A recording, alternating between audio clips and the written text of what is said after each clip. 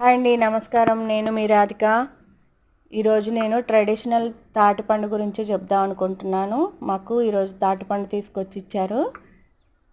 చాలా దీన్ని కాల్చడానికి బయట పొయ్యి ఉంటే బాగుంటుంది, కానీ బయట పొయ్యిలు అవైలబుల్ లేకపోవటం వల్ల గ్యాస్ మీద పెట్టి ఇట్లా స్లోగా కాల్చుకుంటూ ఉండాలి, తిప్పుకుంటూ. ఈలోగా నేను మా అబ్బాయికి పప్పులు అప్పడాలు కావాలంటే చిప్స్ వేయించుకుంటూ పక్కన పొయ్యి మీద వేపేసుకుంటున్నా. అది స్లిమ్లో పెట్టి కాల్చేసుకుంటున్నా. ఈలోగా ఇవి వేగిపోతున్నాయి, తీసేసుకొని పక్కన గిన్నెలో పెట్టేసుకుంటున్నాను. మీరు కూడా ఇలా మంచిగా ట్రై చేయండి. సంవత్సరానికి ఒకసారైనా తాటిపండు ఒకటి తింటే సర్వరోగాలు నివారిస్తుందంట తాటిపండు. మీరు ఇలా స్లోగా కాల్చుకుంటూ ఎర్రగా పగిలేంత వరకు కాల్చుకోవాలి. ఇందులో నుంచి నూనెగా బయటకు వస్తుంది.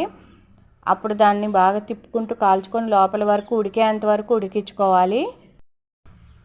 ఇట్లాంటి ట్రెడిషనల్ ఫుడ్స్ గురించి పిల్లలకి ఈ రోజులలో తెలియకపోవచ్చు. అందుకనే మనం చెప్పాలి మన పిల్లలకు కూడా ఇలాంటి ఒకసారి తినాలి, సంవత్సరానికి ఒకసారి సీజనల్ ఫ్రూట్స్ తినాలి, ఇట్లా ట్రెడిషనల్ ఫుడ్స్ మన ఫుడ్డే తినాలి అనేది చెప్పాలి. ఫాస్ట్ ఫుడ్స్ కాదు, ఇలాంటి మనం పిల్లలకు పెట్టుకోవడం అలవాటు చేసుకుంటే ఆరోగ్యానికి చాలా మంచిది. నేనైతే సంవత్సరానికి ఒక్కసారైనా ఇలాంటి తాటిపండు దొరికినప్పుడు కాల్చి ఇట్లా టేస్ట్ చేయమని చెప్తాను.